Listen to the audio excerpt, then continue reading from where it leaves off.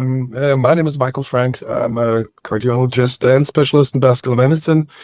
I have quite a history in following vascular EDS patients. I'm working here in Paris at a national referral center with several hundreds of patients with vascular Ehlers-Danlos syndrome with a dedicated follow-up and treatment. So I have the honor today to talk to you about venous disease and vascular EDS. There are several forms of venous pathology in the course of the syndrome. Of course, we're not going to talk about all of them. You could imagine venous rupture is a problem because of vascular fragility. Patients may present fistulas, a communication between arteries and veins. That's part of the venous disease. Compression syndromes also happen. This is more rare. And eventually a big artery or a dilated artery would exert a compression on a venous structure that is adjacent. And there also is quite a big amount of deep vein thrombosis or pulmonary embolism. This is partly due also to organ complications that may lead to hospitalization. Today we're going to talk about an important topic in vascular EDS. It's not of course, as severe as vascular or arterial problems, but it's an important concern for quite a number of patients with this disease, which are varicose veins.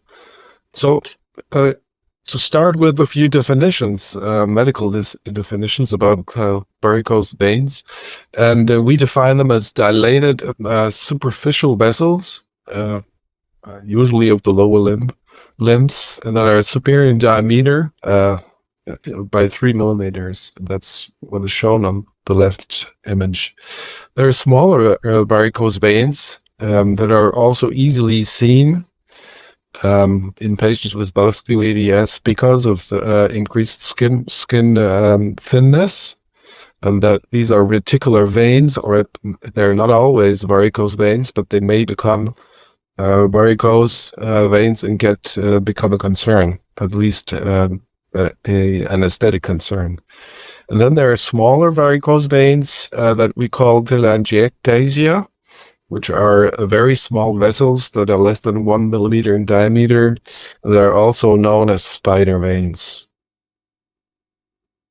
And just to give you a little bit of better understanding of what we're going to talk about what veins would be a problem, I've shown here an anatomic image of the two ones that are the biggest concern for varicose veins. On the left, you would have the great saphenous vein, which is a vein that is originating from the foot, and that would go up until the groin, and that can lead to varicose veins. And then there's a second superficial vein that is called the small saphenous vein that start on the outer side of the ankle and go up at the back of the calf and of the leg, and would generally end its course in the popliteal region or behind the knee. These are the two major superficial venous trunks that are causing or may cause varicose veins. These two veins do, when they work normally, do approximately 2% of the venous blood return to the heart.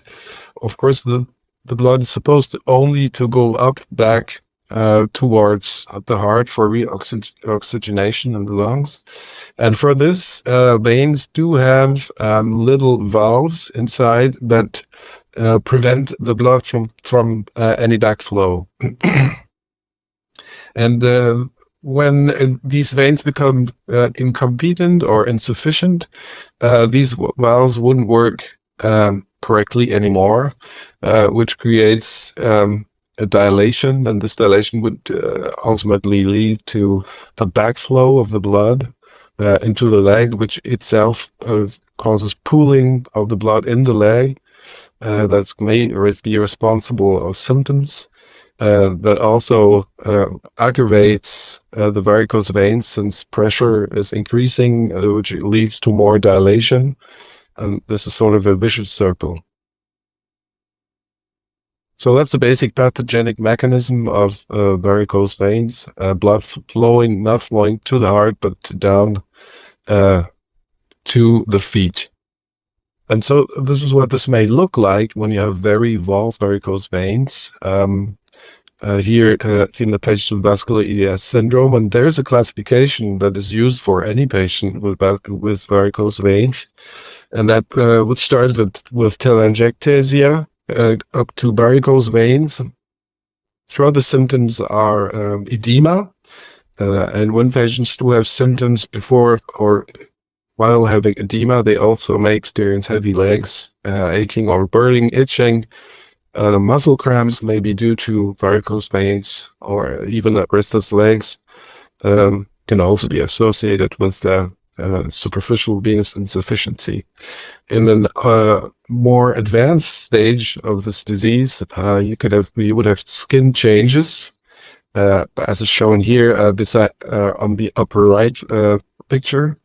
On the ankle, on the inner side of the ankle, you see some deposits, and these are small amounts of blood that are leaking from these varicose veins over years and years of time, and the hemoglobin would degrade into hemosiderin, and these hemosiderin deposits are responsible of these stains that appear in the skin.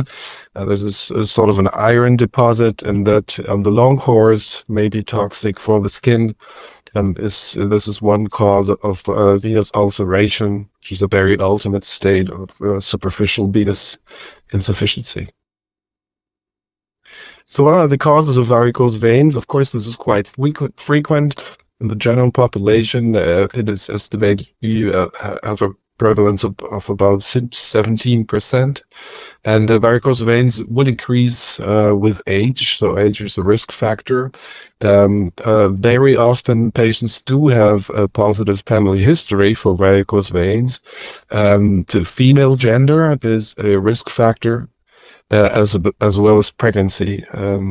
Pregnancy because of the hormonal changes and because of the blood volume changes that accompany pregnancy. It has to be noted that some of the varicose veins during pregnancy that appear during pregnancy may also disappear after. Overweight is a risk factor for varicose veins, and of course, professional habits, as working standing, is a very high risk factor for developing the varicose veins. For this specific situation of vascular EDS patients, I would say that vascular EDS itself is a risk factor for varicose veins, because it is known that the development of varicose veins is associated with remodeling of the venous walls, and that involves a dysregulation of the collagens within the venous wall with increased type 1 collagen expression and reduced type 3 collagen expression. And as vascular EDS, at least in the dominant negative forms, is associated with a 80% decrease in normal type 3 collagen, it is easily understandable why EDS patients do have very frequently varicose veins, or more frequently than in the general population. And this is what is illustrated here. The small study we did a few years ago here in Paris with our patients, and that shows very nicely that the accumulated incidence of varicose vein is significantly higher than in the general population, since we estimated, or it was found to be at 37% versus an expected 23% general population. Another thing that was quite interesting is to note that these varicose veins were of early onset for almost half of the patients. that had their first varicose veins before the age of 20 years. So this is only a small study on 68 vascular EDS patients, and there were no haploinsufficient patients within that observational study. So just a few illustrations here. On the left picture we've already seen in the introduction. These are vascular EDS patients with quite important varicose veins, very visible and symptomatic. On the right picture, you can see by transparency of the skin in the lying patient, very big varicose veins that are have developed from the left anterior descending saphenous vein, great saphenous vein. And these are quite young patients, and of course they are often symptomatic, and they ask for treatment for these kind of varicose veins.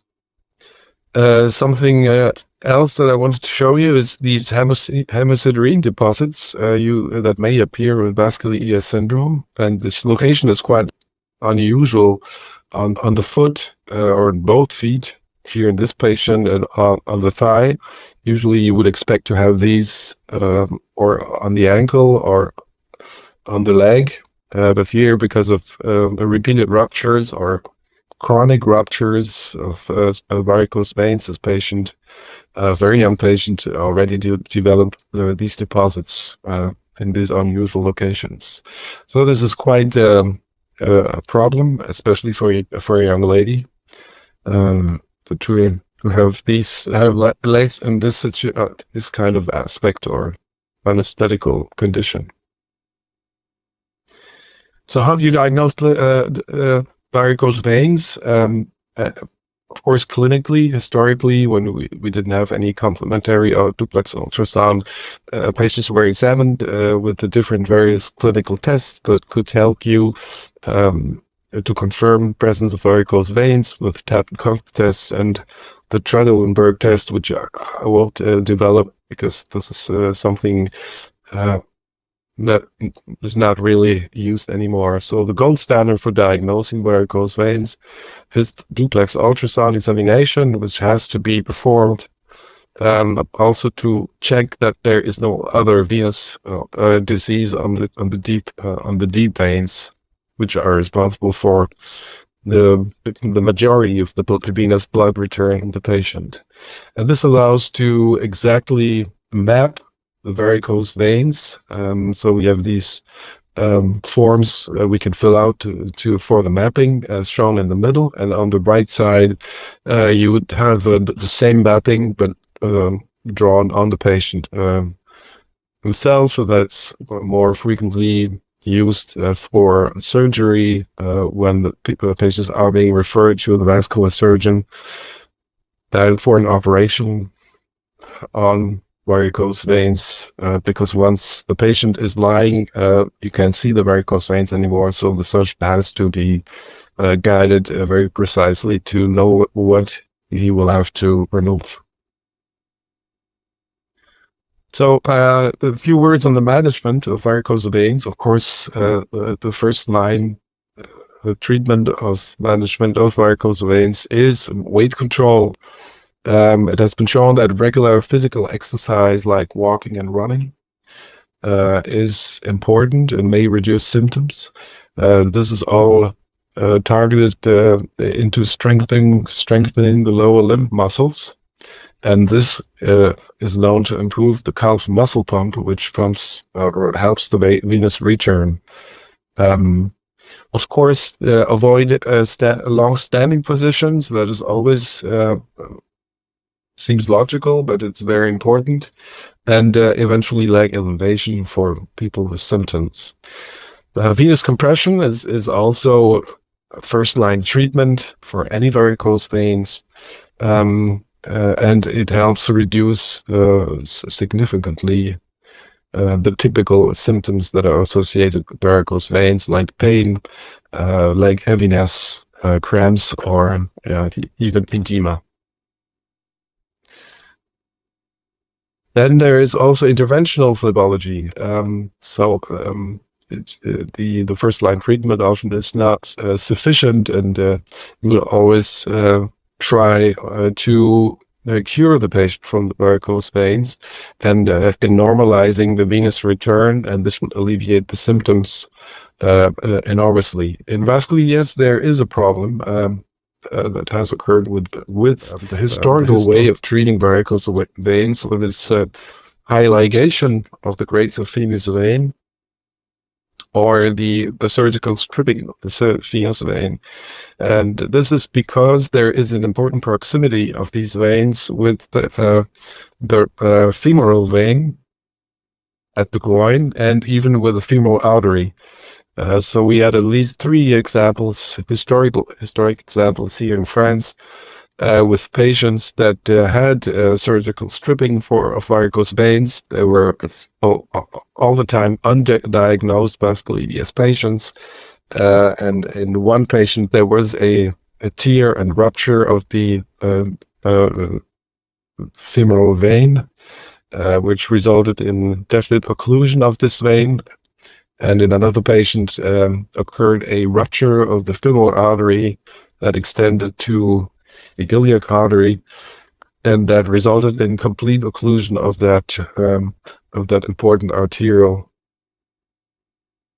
of this important artery for the perfusion of the lung. So it is generally accepted that in vascular EDS patients, surgical vein stripping should be avoided. Of course, there's sort of a contraindication, except for very knowledgeable, as they all are, vascular surgeons, but it is a very risky intervention. And we are kind of helped by the evolution of technology since a few years. We had the stronger use of the interventional phlebology. So I will skip this slide for a second, and we'll come back to it later.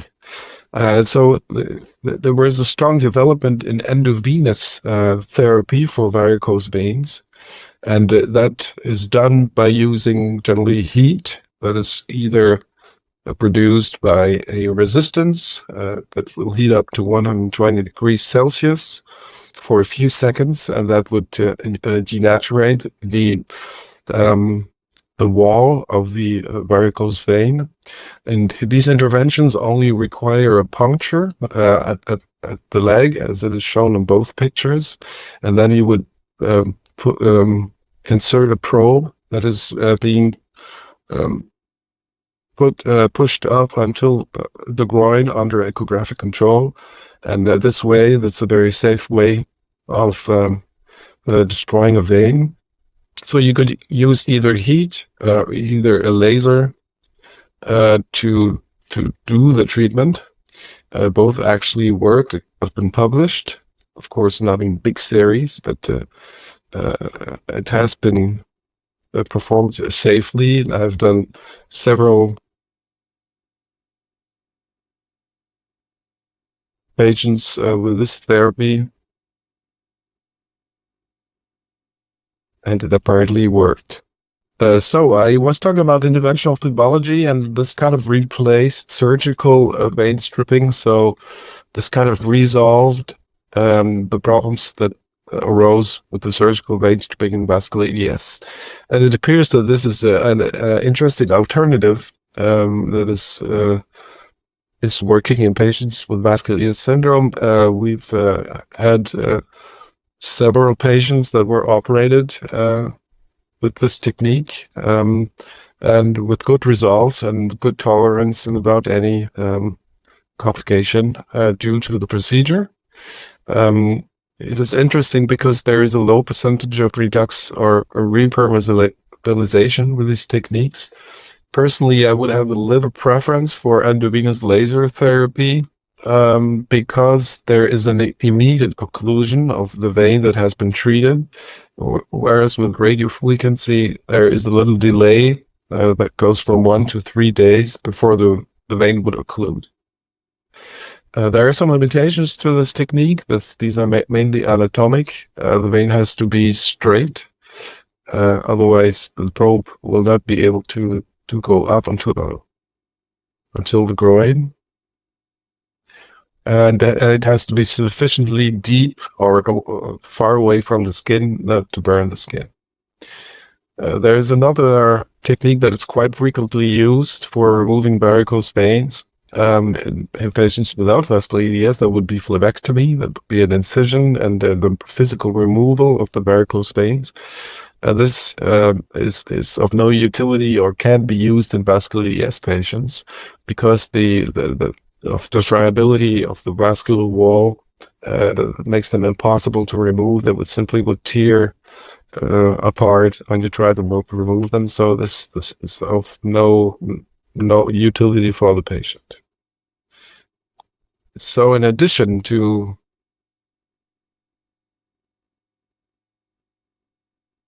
interventional phlebology, there is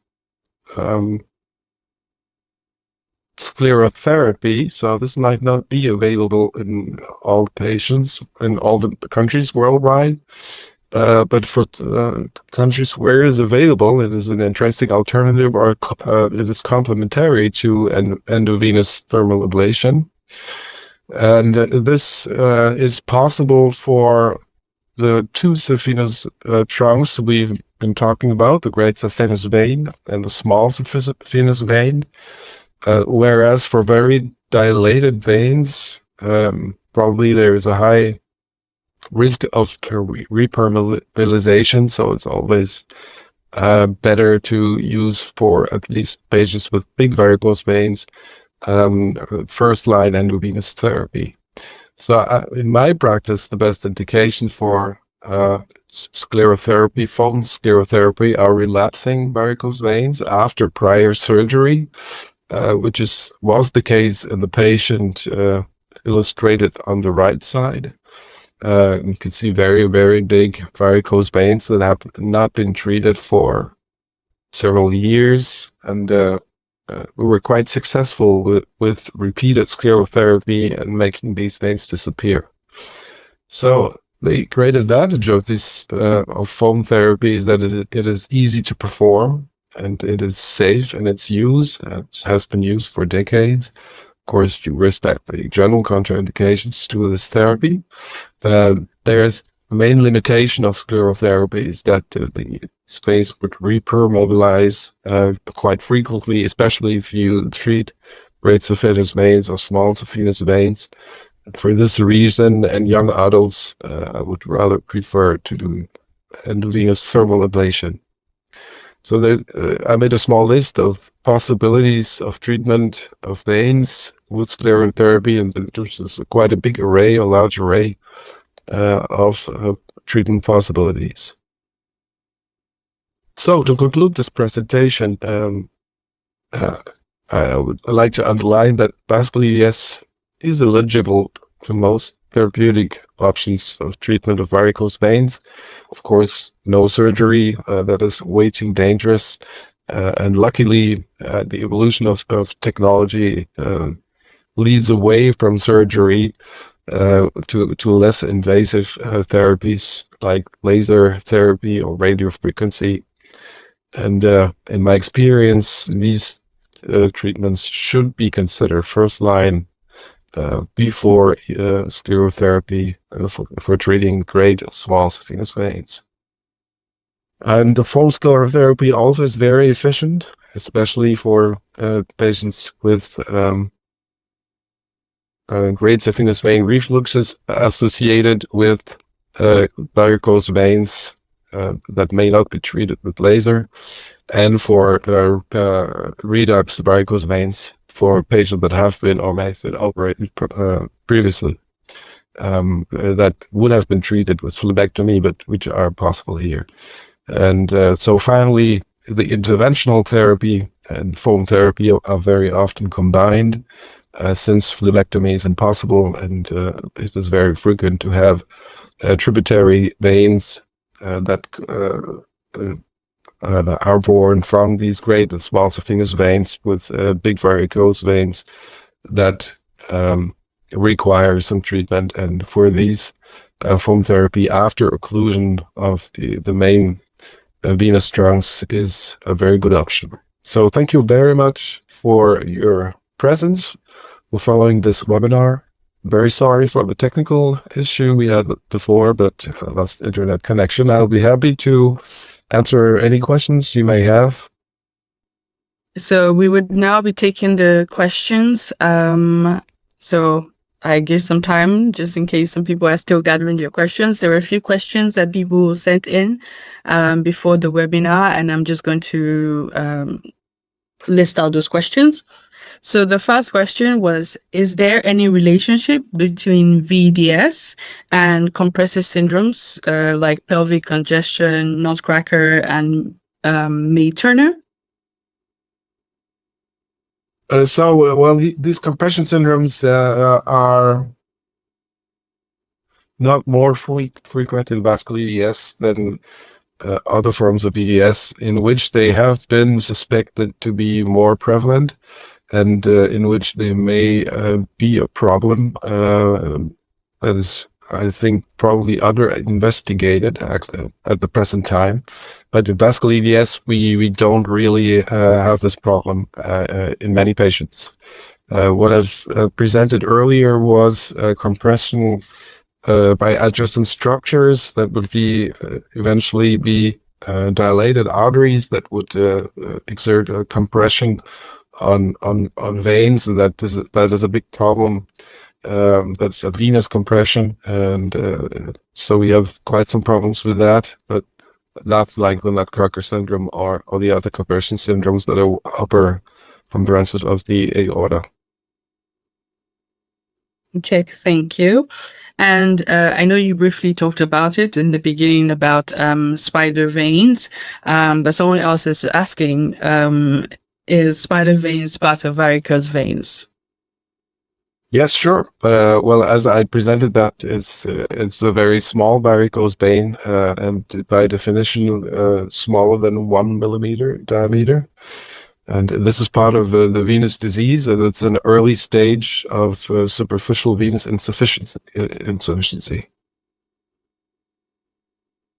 We also had another question, and this one was more from a doctor asking how general physicians can treat vascular varicose veins. So you talked about the treatment, but this person is asking specifically for general physicians who might not be vascular surgeons or vascular specialists. For the general practice, it's the conservative management is possible for GPs. So the compression, physical exercise to give the patients a plan for this, weight control, lifestyle changes, eventually adaptation of work can be an option. Sclerotherapy is possible for GPs, but it would be in France, you would have to have a diploma for that, or be specifically trained for this to have to be allowed to practice sclerotherapy. So I wouldn't know for other countries how that is, but I guess that would have to have a specific qualification to be allowed to do sclerotherapy in your practice. But I think it's possible. Just need the diploma to do it. Okay. And then someone else is asking, is varicose veins just particular to only vEDS, or it can also affect other connective tissue disorders like Marfan syndrome, Loeys disease, or other EDS types? It is not specific to vascular EDS. I don't know the exact prevalences of varicose veins in Loeys disease syndromes or Marfan syndrome, but it is possible that these would be more frequent. The Loeys disease syndromes are quite rare, so it is more difficult to have exact numbers. But we do follow some patients with Loeys disease syndromes with very important varicose veins. So it is possible. It is possibly more severe because of Lois-Dietz. And the same recommendations for treatment and management would work also in disorder connective tissue disorders, or it differs between them? No, I think the same recommendation would work. The most important is to avoid surgery because of the fragility of the closed bay arteries, especially for Lois-Dietz syndromes. After, it depends on the type of Lois-Dietz syndrome you would have, but I guess that the treatments would be possible. There are just some contraindications that may arise if, in addition to Lois-Dietz syndrome, for example, you would have a cardiomyopathy or a communication within the heart from the right to the left heart that sometimes is present, and that may be a contraindication to the injection of foam or something like that. But otherwise, the general recommendation of therapy would be the same. So I wouldn't have a problem treating Lois-Dietz syndrome patients this way if I had to. Thank you very much. And then we have another question, and this person is saying they don't have VEDS, they have hypermobile EDS, and that they do have many vascular abnormalities, and that's they discovered varicose veins in their pelvic and stomach area through an ultrasound, and was sent to a vascular surgeon for an MRI. But in the MRI, they did not see anything. But then afterwards, they heard that they should have gotten an upright MRI since they have EDS. And the person's asking, is this true that they need to have gotten an upright MRI instead? Well, there are upright ERM. It's possible to do that. I'm not sure that it is necessary for varicose veins, at least for pelvic varicose veins. I think you would be able to detect them with a normal MRA, supine MRI. You would have to do specifically an upstanding or a standing MRA, since these machines are, I think, quite rare and not of easy access. After, it depends if there is a specific defect or a specific suspicion of an organ compression that would be different from the supine position in the standing. It could be discussed to do something, a standing MRA, but it is really not common practice to do that. And the same patient is also asking that, of course, they've mentioned they have a few vascular abnormalities and also a few cardiac abnormalities, and they use blood thinners, but their doctor warned them not to use blood thinners because it might not be good with their vascular malformations, and the person would like to know if this is true and what they need to know, or if they need to change anything.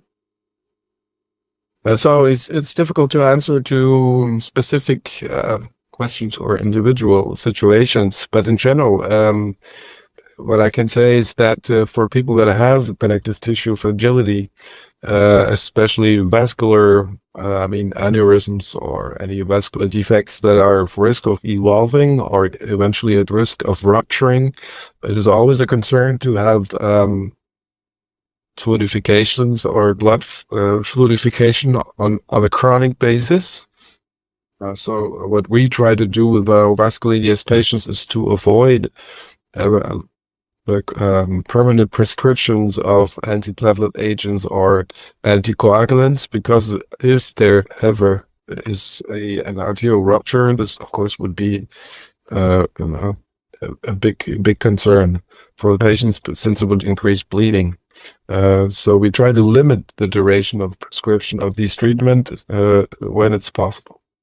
And so for this patient, I guess that the long prescription on the long run of such a treatment must be discussed, and it depends on the indication. And sometimes it's not, you can't avoid a pronounced prescription, but if you can limit it in time, it is always better to try to do so.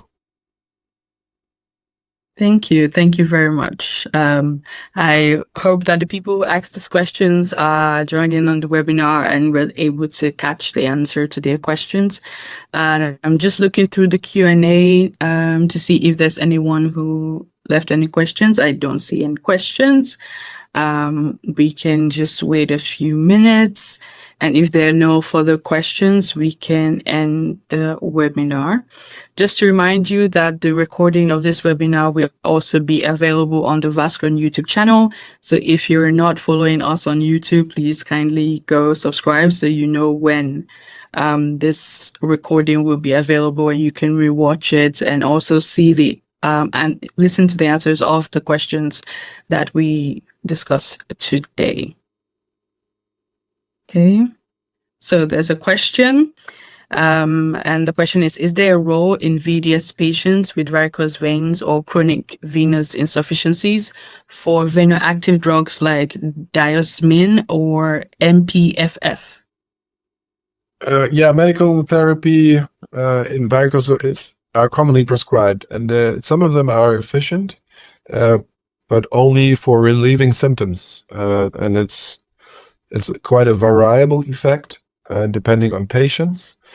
For the ones we've seen a little earlier, for the big varicose veins, obviously the diosmin or this kind of treatment is not relevant, because the thing you will have to do is to treat these varicose veins for the symptoms to go away.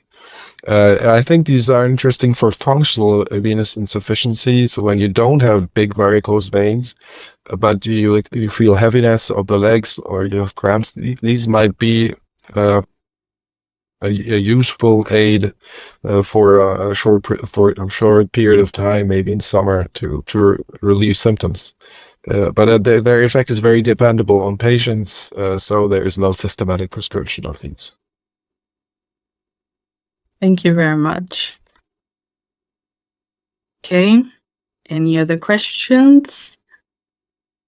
Just waiting a few seconds.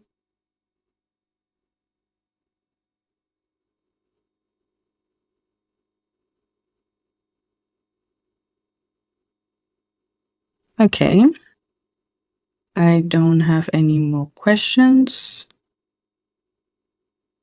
from anyone, so I think we can end the webinar. Thank you so much to everyone who joined in. Thank you, Dr. Frank, for very informative webinar. And we hope to see each one of you again at our next webinar soon, very soon. So thank you and have a great evening.